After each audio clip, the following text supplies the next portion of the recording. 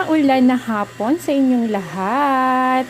Ayan, magluluto po ako ng hotcake. Pero, ang flavor niya po ay chocolate. Dahil nga po, marami pong pwede po akong lutuin dito sa aming kusina. Kasi meron po ditong arena. May nakita nga po akong isang dosenang Energen. Wala po akong Milo. So, yun po ang ginamit ko, yung Energen na chocolate. Para maiba naman po nga yung flavor, ay yun na po yung hinalo ko. Enjoy nga po yung mga bata, oh. Ito po palang arena ay nabili ko nung nakaraan pa. Tinago ko lang yung kalahati. Ako nga lang po siya nabili, so may mga buo-buo po siya, kaya sinala ko muna. Sinala ko siya para fluffy nga po yung kalabasan ng aking hotcake na gagawin. Yan, niready ko na nga po yung mga kakailanganin ko, katulad ng swak. Ayan, at nilagay ko nga po yung mainit na tubig sa swak para tunawin yung gatas. At pagkatapos ay niready ko na rin po yung Energen. 3 piraso po pala yung nilagay ko dyan. Hinalo ko na rin po siya dyan sa kaldero. Lahat po ng mga kailangan. Ayan, tinunaw ko nga po siya sa mainit na tubig. At pagkatapos ay ilalagay ko na po yung Energen dyan. Yung 3 sachet na Energen. Naglagay po pala ako ng kunting mantika po dyan at kunting asin. Saka tubig na rin po sa paghalo ng mga sangkap. Sa tubig po pala ay kayo na pong bahala kung gaano kadami yung lalagay nyo po sa inyong ginagawa. Ayan, naglagay na rin po ako ng baking dyan ng 1 kutsarita. Katapos ng lahat na po na ilagay ko ay hinalo-halo ko na po siyang mabuti. Ayan, minano-mano ko muna siya at mamaya ay gagamitin ko yung dati ko nang ginagamit. First time ko nga po palang lutuin to ngayon na ang flavor ay chocolate. Napakasarap pala. Ako nga po ay nahihirapan sa pag-video kasi wala akong stand ng cellphone. Kasi yung mga bata ay sinira yung binili kong stand ng cellphone. Wala tuloy akong magamit ngayon. Ayan, hinalo-halo ko siyang mabuti. Yung itlog, lahat na po yan dyan nilagay ko yung mga sangkap niya dyan.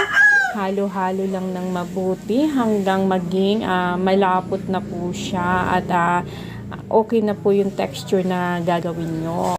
Dito nga po ay maulan pa rin hanggang ngayon. Wala na po talagang katigil-tigil yung ulan dito sa Bicol. Kaya ayan, mga gutom na naman ang mga bata at nag-isip na ako ng pwede nilang merienda. Kasi naman na ay masira yung mga sangkap na nandito ay ayan, niluto ko na nga siya. Ayan, nilagay ko na nga po yung Energen dyan, lahat. Na 3 sachet nga po pala yung nilagay ko dyan. Kung kayo po ay gagawa nito ay talaga namang masarap naman talaga. Napaka-fluffy po siya at ang lambot niya. Ang ganda ng texture, napakagawa ng hotcake. At nagustuhan nga po ng aking panganay na anak. Nako, naka-4 yatang piraso yun yung panganay ko. Nagkulong sa kwarto at ayun, dun kumain. Ang sarap daw at medyo medyo malambot sa gitna ay natutunaw daw po sa bibig niya. Napakagandang compliment yun, anak. Ayan na nga po yung texture na nagawa ko po dyan. Ayan. Talaga naman.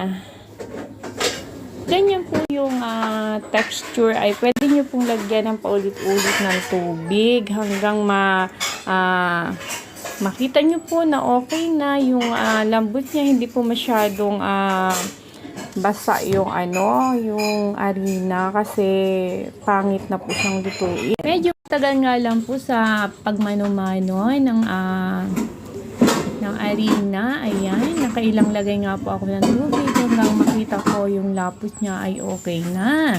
Naglagay po ako dyan ng asukal. Ayan, tinikman ko nga po siya kung okay na yung tamis niya.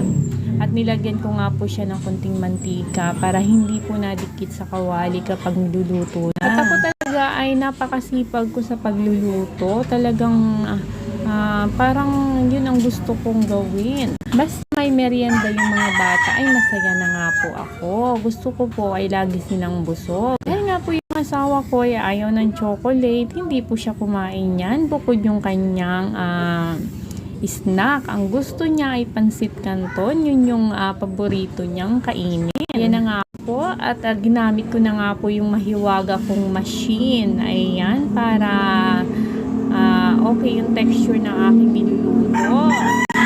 Ayan. Si Mama ay panayan silip dito sa aking ginagawa. At tinitingnan niya kung paano ko gawin yan. Binigyan ko nga rin po yung aming kapitbahay para matikman nga rin po niya kung ano ang lasa ng chocolate na hot cake na first time ko nga pong lutuin. Yan nga po yung kawali na hindi nadikit yung niluluto.